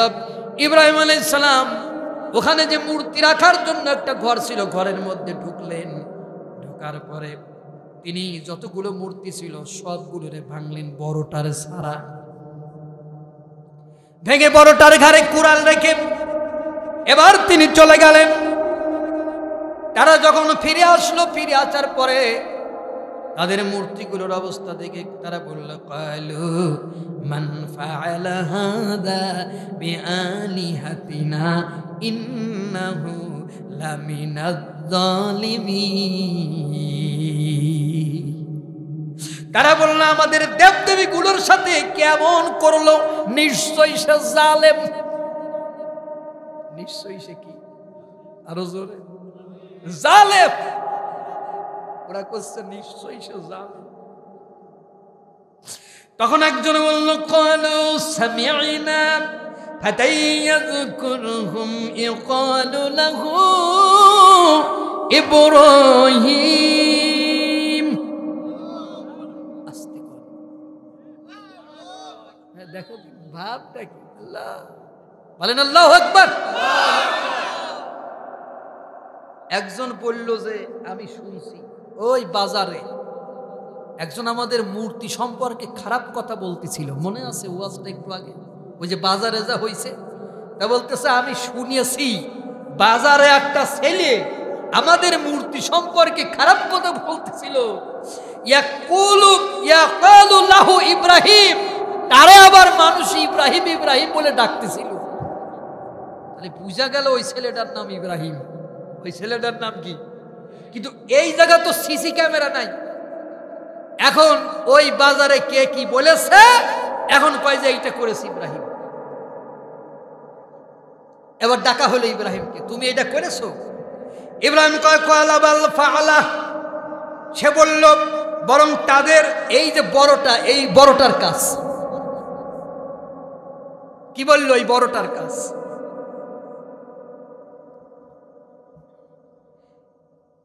ক্বালা বাল ফাআলাহু কাবীরুহুম হাযা ফাসআলুহুম, এই বড়টার কাজ, এই বড়টারে জিগাও, আমারে জিগাও কে? ও কুড়াল ঘাড়ে করে এখনো দাঁড়ায় আছে, ও সবগুলোরে বাঁধছে। ইন কানু ইয়ান্তিকুন, যদি এরা বলতে পারে, বলতেছে যদি এ বলতে পারে এরে জিগাও, এইদের কাম। ওরে কুড়াল ঘাড়ে করে দাঁড়ায় আছে। এখন তারা বলতেছে যে এ তো কথা বলতে পারে না। ইব্রাহিম কয় যে কথা যদি বলতে না পারে ও কিয়ামতের মাঠে তোমার জন্য সাক্ষী দেবে কি করে? ওরা আটকে গেছে না? কথা কর না কেন? ওরা আটকে গেছে না? আর একটু ওয়াজ করবো, ভালো লাগতেছে। শেষ ভালো যার, সব ভালো, সময় দিতে হবে। প্রথমেই যদি আপনি দৌড় মারেন তাহলে তো হবে না। সময় যত যাবে ওয়াজ তত জমবে, আরো জমবে ইনশাআল্লাহ। সময় দিতে হবে, দৌড় মারলে তো হবে না। আর সব কথা যে আপনার পক্ষে হবে কোরআনের মাহফিলে এইটা ঠিক না। দুই সাইডে কথা আপনার শরীর জ্বলতেও পারে, তো জ্বললেই যে আপনি দৌড় মারবেন এইটা তো হইল না। এত জলে কেন?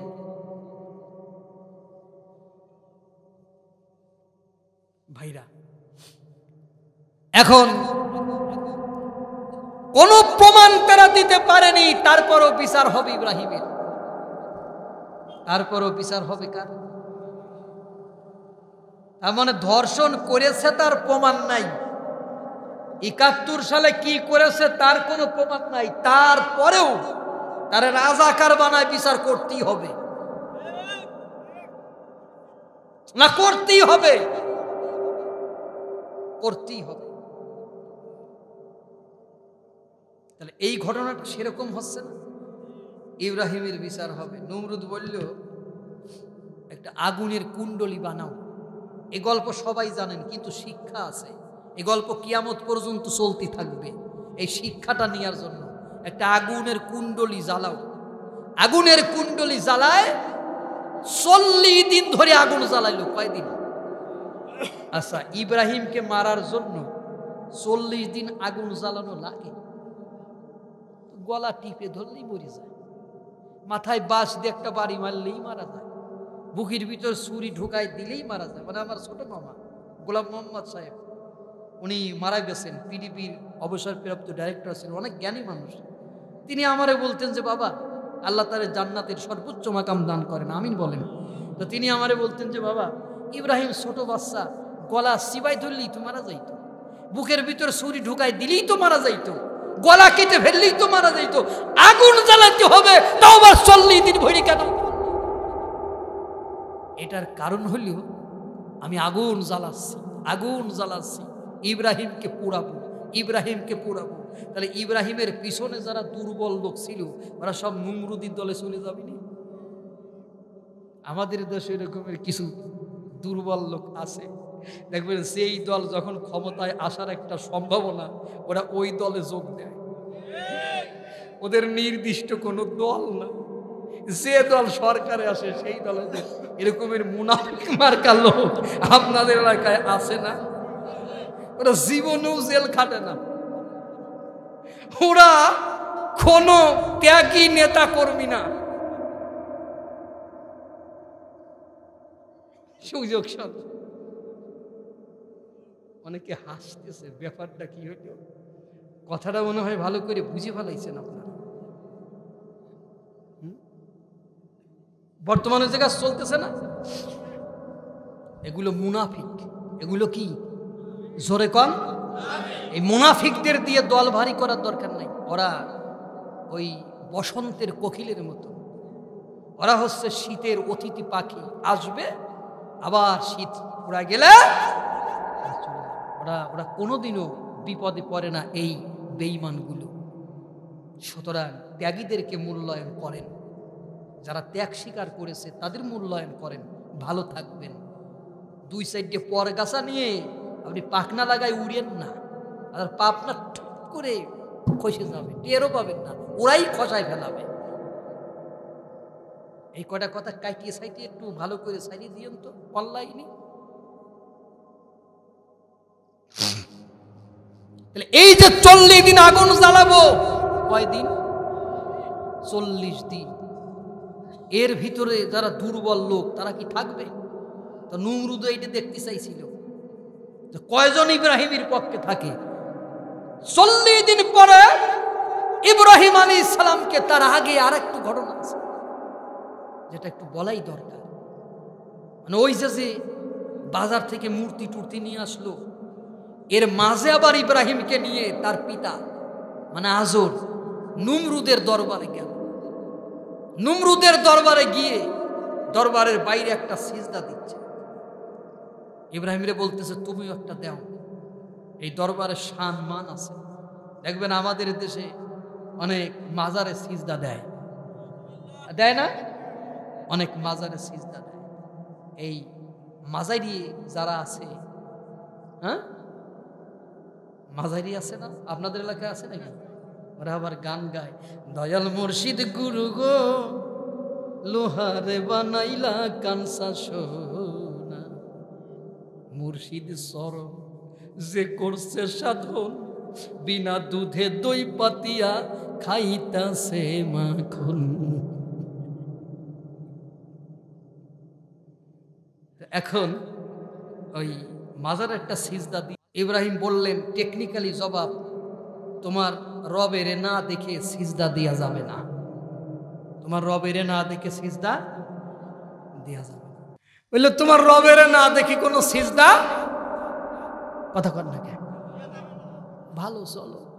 এবার গেছে নমরুদের পাশে সেনাপতি মন্ত্রীরা বসে আছে, আজর একটা সিজদা দিছে, দিয়ে কয় যে এবার একটা সিজদা দাও। ইব্রাহিম তাকাইয়েই আছে, তাকাইয়েই আছে, চোখ আর ফিরাচ্ছে না। তার মানে কি, তোমার রূপের ঝলক পরে না চোখের পলক, মরিয়ে যাব, জ্ঞান হারাবো, বাঁচাবার পারবি না, ওইরকম তাকাই আছে। আজর ঘাড় ধরে ঠাসতেছে, সিজদা দে,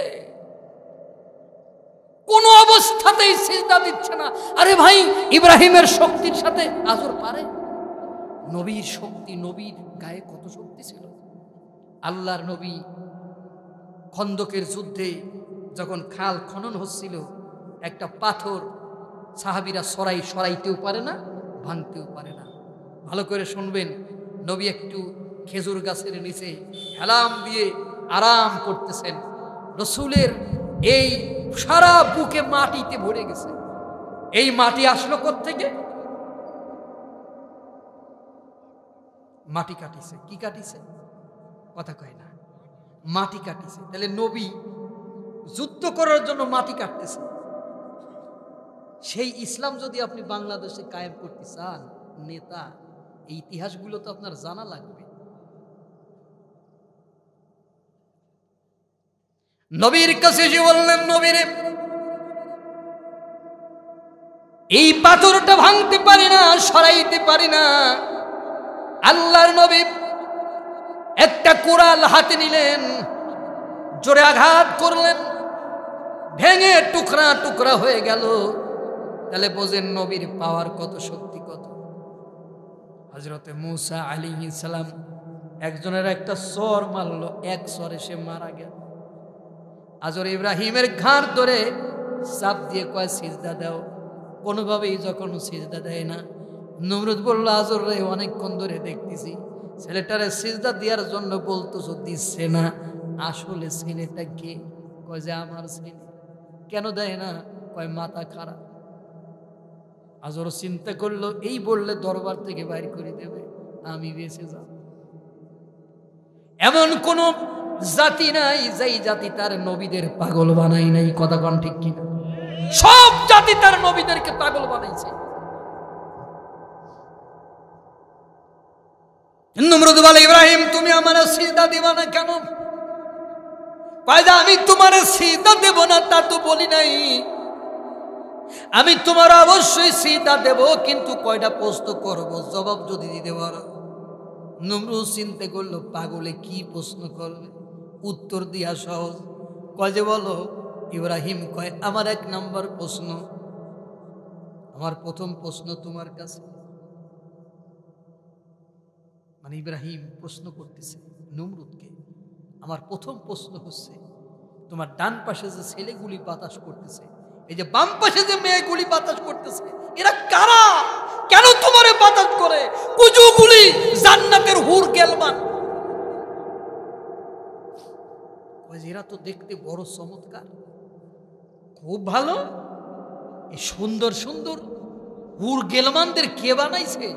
শয়তান তো বলতে পারে যে আল্লাহ বানাইছে, জোশের ঠেলায় করছে যে আমি বানাইছি। কথাটা খারাপ করছে না, নিয়োগ তো ওই দেশে। কথা কোন ঠিক কিনা? বলে পুলিশ বাহিনী কে বানাইছে? কয় না যে আমি বানাইছি। তো রকমের কয় যে এগুলি বানাইছে কিনা?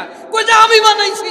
ওই যে ওরে সর্বনাশ, তুমি এত সুন্দর চেহারা, আর মানে ওর জালে কিভাবে আটকায় দিচ্ছে। আল্লাহ কয় যে আমি ইব্রাহিম রে কি দিছি, আমি ইব্রাহিম রে ওয়ালাকাদ আতাইনা ইব্রাহিম রুশদাহু মিন ক্বাবলু ওয়া কুননা বিহি আলিমিন। আল্লাহ কয় আমি ইব্রাহিম রে জ্ঞান দান করেছি। সেই জ্ঞানটা কেমন জ্ঞান একটু দেখেন। ভাই সুন্দর সুন্দর ছেলে মেয়েদের চেহারা কে দিছে? ওই যে আমি দিছি। ওই তুমি এত ভালো চেহারা দিতে পারো? ও চিন্তা করলে, বলি যখন ফেলাইছি, পাগলরে তো বিদায় করতে হবে। কইছে হ্যাঁ, চেহারা তো আমি দেই, আমি না দিলে আবার কে দেয়? ইব্রাহিম কয়, খুবই ভালো, এত সুন্দর চেহারা তুমি দিতে পারো, তাহলে তোমার চেহারাটা এত খারাপ কেন?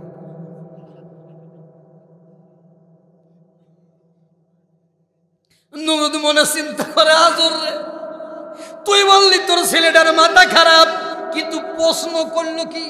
জোরে বলার কায়দা নেই। তুই বললি তোর ছেলের মাথা খারাপ, কিন্তু এ যে প্রশ্ন করেছে তাতে তোর 14 গোষ্ঠীর মাথা খারাপ, এর মাথা ভালো। আর একটু ওয়াজ করবো? ওয়াজ কি এখন জমতেছে?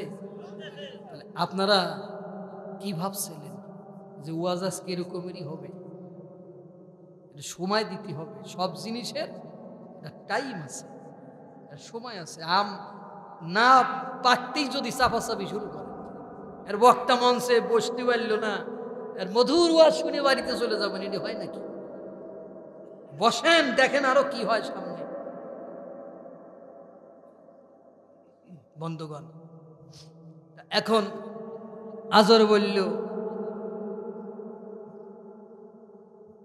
যে তুমি যে রবের গোলামি করো, তার চেহারাটা কেমন? তুমি আমার গোলামি করো না বুঝলাম, কিন্তু তোমার রবের চেহারা কেমন? কি জবাব! খোদার সৃষ্টি যদি হয় এত সুন্দর,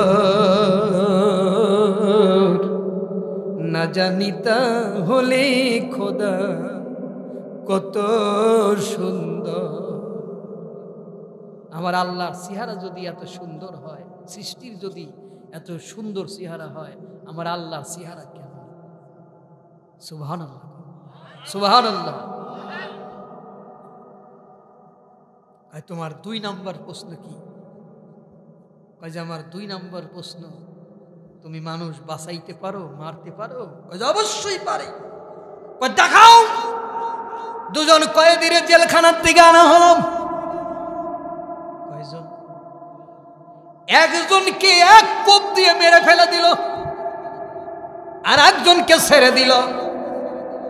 বলল, ইব্রাহিম দেখো, আমি একটারে মারলাম, একটারে বাঁচালাম। ইব্রাহিম কয়, আমার জাতির খোদা ও আমার আব্বার খোদা, তুমি সবাইরে বুঝাইতে পেরেছো, কিন্তু আমারে পারবা না। আমার প্রশ্ন হলো যে এইটারে মারছো, এইটারে বাঁচাও। এক মন্ত্রী উঠে কয় যে তুই ক্ষুধার ক্ষমতা জানিস, তুড়ি মারবে আর দড়ি মারবে, কয় মিনিট খাড়া? 10 মিনিট হয়ে যায়, উঠতেছে। মন্ত্রী মনে মনে চিন্তা করে, ইব্রাহিম তো ঠিকই কইছে, তো শয়তান, জোরে বলার কায়দা নাই। কথা কন ঠিক কিনা? আমাদের অনেক মসজিদের ইমাম আছে, হক কথা বলতে পারে না কমিটির ভয়ে, যদি গলা টিপে ধরে। এরকমের কমিটি আপনাদের এলাকায় মনে হয় একটাও নাই। এই অধিকাংশ কমিটি, সবার কথা বলতেছি না, অধিকাংশ মসজিদের সভাপতি সূরা কিরাত পড়ে, ইউয়াস ওসুফি সুদুরিন নাস, আলাম তারা কাইফে ফেলা রব্বুকা বিআসাবিল ফিল, আলহামদুলিল্লাহি রাব্বিল আলামিন। ওদের বানাইছে মসজিদের সভাপতি। কি বানাইছে? সভাপতি। আল্লাহর ঘরের সভাপতি বানায় এমন একজন লোকের। ভাইরা, দৌড় আর মারতেছে না। নমরুদ বলে, ইব্রাহিম রে, তোমার রব কি পারে? কয়দিন? অবশ্যই পারে। হযরত ইব্রাহিম আল্লাহর ডেকে বলে, আল্লাহ তুমি কি মৃতকে জীবিত করতে পারো? কয় যে তোমার কি অবিশ্বাস হয়? কয় না, অবিশ্বাস হয় না, কিন্তু যদি একটু দেখাইতে তাহলে মনের ভিতর ভালো লাগতো, ঈমান আরো শক্ত হইতো। আল্লাহ কয় 4টা পাখি ধরো। কয়টা পাখি? 4টা পাখি ধরো, পোষ মানাও, এরপরে এদের জবাই করে গোশতগুলো টুকরা টুকরা করে 4 পাহাড়ের উপরে ছড়িয়ে ছিটিয়ে এদের নাম ধরে ডাক দাও। হযরত ইব্রাহিম 4টা পাখি ধরলেন, পোষ মানালেন, এরপরে ওদের 4টা নাম দিলেন। নাম দিয়ে জবাই করে 4টা পাহাড়ের উপর ছড়াই ছিটিয়ে দিয়ে এক একটা পাখির নাম ধরে ডাক দেয়, আর পাখিগুলো উড়ে এসে ইব্রাহিমের হাতের উপরে পড়ে।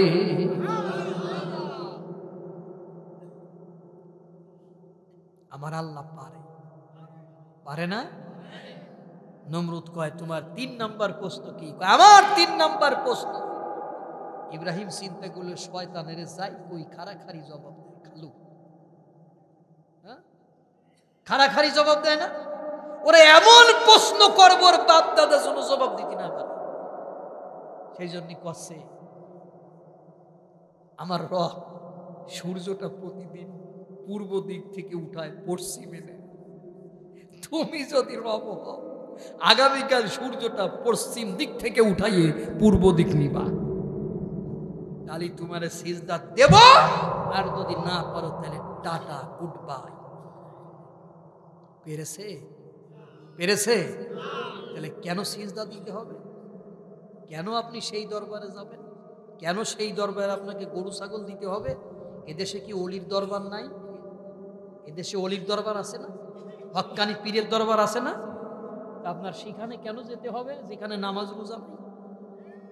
এই জন্য লালন ফকির একটা গান গাইছে, বলে যায় দাওয়াত না দিলে কি হবে? এত বছর যখন ওয়াজ করি, জীবনের প্রথম এই গ্রামে দাওয়াত পাইছি, এতদিন বুঝি না খাইয়েছিলাম আমি? এক কানা কই আর এক কানা রে, চলো এবার ভব পারে। এক কানা কই আর এক কানা রে, চলো এবার ভব পারে। নিজে কানা পথে নে না, নিজে কানা পথে নে না, অন্যের ডাকে বারে বার। এসব দেখি কানার হাটে বাজার। তার বক্তব্য হলো, এক কানা কয় আর এক কানারে, চলো এবার ভব পারে। নিজে কানা পথ ছেড়ে না, অন্যের ডাকে বারে বার। এসব দেখি কানার হাট বাজার। তার মানে একজন আর একজনের কয় তোরে জান্নাতে নিয়ে চলে যাচ্ছি, ও জান্নাতের ঠিকানা নিজেই খুঁজে পাই নাই, ও আর একজনের টাইনে কয় যে তোরে জান্নাতে নিয়ে যাচ্ছি। ও এক কানা, আর ওর দরবারে যে কয়টা যাচ্ছে ও কয়টাও কানা। এই সব কয়টা কি? সব কয়টা কানা। এই জন্য কয় কানার হাট বাজার। এসব দেখি কানার হাট বাজার। ইব্রাহিমকে তক্তার উপর উপর বসাইয়া টান দিয়ে ছেড়ে দেয়। ওইটার নিয়ম হলো ছেড়ে দিলে যায়, কিন্তু আজকে ধাক্কাইলেও যাচ্ছে না। 70,000 ফেরেশতায় ধরে আছে, সহযোগিতা করতেছে কে? সংক্ষেপে বলি, 70 জন যুবক যুবতীরে জেনা করাইয়া চরক গাছ ধরাইছে, আগুনের ভিতরে যায়। জিবরাইল এসে বলে, ইব্রাহিম তুমি যদি চাও পাখার বাড়ি দিয়া আগুনটা নিভাই দেই, তুমি যদি চাও হাত ধরে উপরে উঠাই নেই, তুমি যদি চাও লোহিত সাগর থেকে পানি এনে ভাসাই দেই। আমরা হলে বলতাম যে এখনো দাঁড়ায় আছিস, এই দ্রুত আমার টান মার, ঠিক না? ইব্রাহিম বললেন, তুমি কে? তোমার তো চিনলাম না। তোমার তো চিনলাম না। কয় আমি তোমার আল্লাহর গোলাম, আমার নাম জিবরাইল। সুবহানাল্লাহ। ইব্রাহিম বলে, জিবরাইল রে, তুমি আমার আল্লাহর গোলাম হইয়া যদি তোমার এত ক্ষমতা হয়, তাহলে মালিকের ক্ষমতা কত? আমি গোলামের কোনো ক্ষমতা দেখতে চাই না, মালিকের ক্ষমতা দেখতে চাই। আমার মালিক যদি মনে করে আগুনে গেলে মালিক খুশি হবে, তাহলে যাব। আল্লাহ রাব্বুল আলামিন আগুনকে বলে দিলেন, খুলনা ইয়া নারু কুনি বারদাও ওয়া সালামান আলা ইব্রাহিম। আল্লাহু আকবার। জুরাইজ পেটে একটা টোকা মারলো, আর সাথে সাথে বাচ্চার জবান খুলে গেল। বাচ্চারে বলা হলো, তুমি বলো তোমার বাবাকে। বাচ্চা বলল, তুমি না। বলল, কেন? তোমার মা বলেছে আমি নাকি তোমার বাবা? আমার মা বলেছে ওই ইবাদত খানায় যেই লোকটা ঘুমায় ওই লোকটা আমার ছেলের বাবা। তুমি ঘুমাও না, তুমি ইবাদত করো। ঘুমাই হলো আমার বাবা। তোমার বাবাকে কয়েকটা রাখাল মরুভূমির মধ্যে উট, মেষ, দুম্বা, ভেড়া চড়ায় বেড়ায়। মাঝে মাঝে তোমার এই ইবাদত খানায় এসে একটু ঘুমায়। ওই মানুষের সাথে আমার মায়ের অবৈধ সম্পর্ক। আমি তার ঔরসে আমার মায়ের পেটে এসেছি, তুমি আমার বাবা না। এই অপবাদটা কেন জুরাইজের উপর হইল? কারণ মা বলেছিল, আল্লাহ যতদিন পর্যন্ত আমার জুরাইজকে ব্যভিচারের অপবাদ দিয়া না হবে, ততদিন আমার জুরাইজকে তুমি মৃত্যু দিবা না। এই মায়ের বদদুয়া আল্লাহর দরবারে কবুল হয়েছে, ঠিক কিনা? সুতরাং ভাইরা, এই হাদিসের শিক্ষা হলো, মা যদি আপনার ডাক দেয়, আপনি যদি নফল নামাজে দাঁড়ান, তাহলে নফল নামাজের চাইতেও গুরুত্ব মায়ের ডাকে সাড়া দিয়া। সুতরাং ওই মা যাদের বেঁচে আছে আপনারা খেদমত করবেন, আমরা খেদমত করব। আর মা যাদের মারা গেছে আমরা সবাই মা বাবার জন্য দোয়া করব। আল্লাহ কবুল করে নিন, আমিন।